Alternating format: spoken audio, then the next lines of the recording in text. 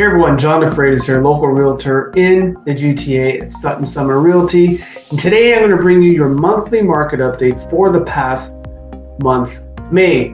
All right, so in this segment, I'm going to talk about some key things because I think we're entering a very interesting point in the real estate market.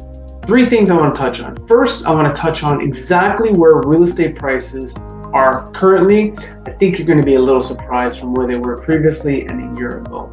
Second, I want to talk specifically about what's happening with interest rates, where the inflationary rate is, as well as what the Bank of Canada is expected to do tomorrow at its rate announcement. Lastly, I'm going to share with you your individual market updates for each city across the Greater Toronto Area. Likely you live in one of those and you're going to want to know exactly how your neighborhood area is performing. All right, let's get right into it.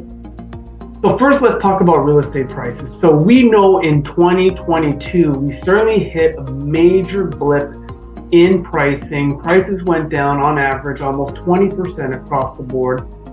Now, rates have stabilized over the last couple of rate announcements, and what we have seen from that, as well as this built up demand from the big buyer pool, is that prices have crept back up to, on average, likely about on par with where they were a year ago.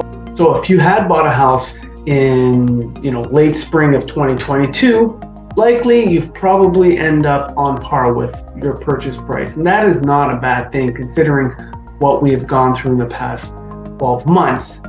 Now, in saying that, not every sector is exactly the same. I'm finding that places like Milton, you have transactions that are definitely up. You have days on market that are definitely down, which means that things are moving a lot faster than they were.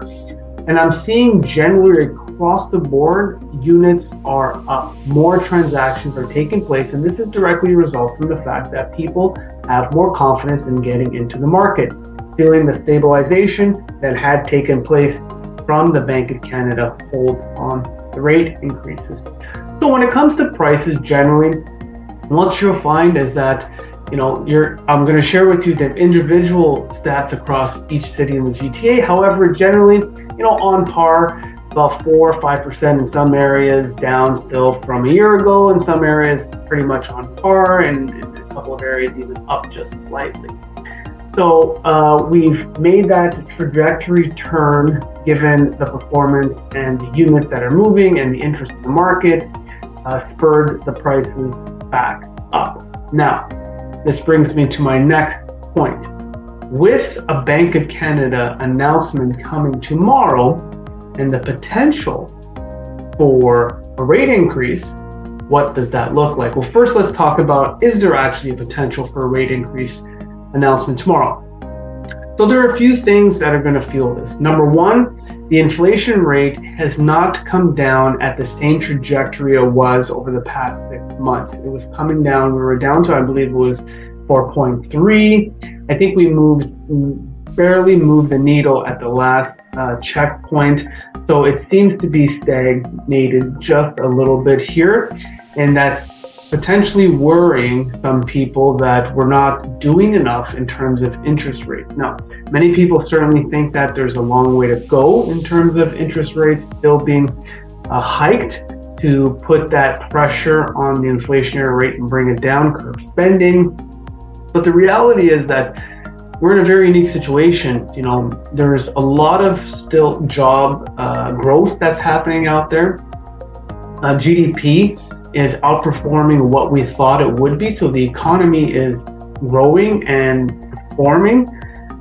It's inflation that's really causing the big issue here. So, I can give you my own personal prediction. There's only one bank that's predicting a rate increase tomorrow, and that's the Bank of Nova Scotia.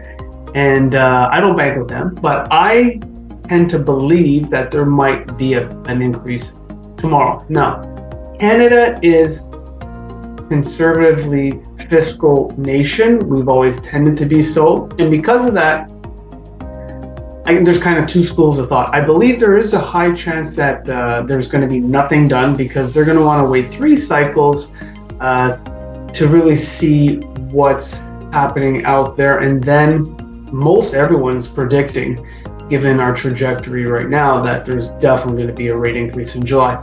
I think there's going to be a 50% basis increase tomorrow, and I think there's going to be another 50% basis increase in July. That's my own prediction. Maybe we may see a 100 basis point increase just in July. Regardless, there's definitely likely going to be more increases. What does this mean in the marketplace? Well, it's very interesting because right now things are hot. Things are moving quickly. Days on market is down in a lot of areas. I'm seeing transactions that are involving multiple offers, going over asking. There's a huge demand out there. And what's going to happen if you do see the rate increase, perhaps not in the next month or two, but by the fall, I predict there's definitely going to be a different shift in what that fall could look like versus what the spring looked like. So we've had a pretty good spring in terms of unit movement, transactions, average sale price. So it's going to definitely impact the fall market. That's my prediction. So in general, what does this all mean? Well, if you are looking to sell, I think it's a great time to still do that. As a matter of fact, I think you want to move on that quicker than wait, because you're going to be able to leverage some of this upswing that we've seen from the Bank of Canada holding on rates and the influx in demand from the buyer pool. Other than that, I mean, there's still a great ton of opportunity out there in the marketplace. To get into the market is a great thing. Still a huge demand. And in the GTA, and for good reason. There's a lot of great properties out there that can serve as great investment properties or just fantastic family properties for you to call your own. With that, I'm going to shift over to your individual city updates across the GTA, and I look forward to bringing you the next update coming in the month. Take care, everyone.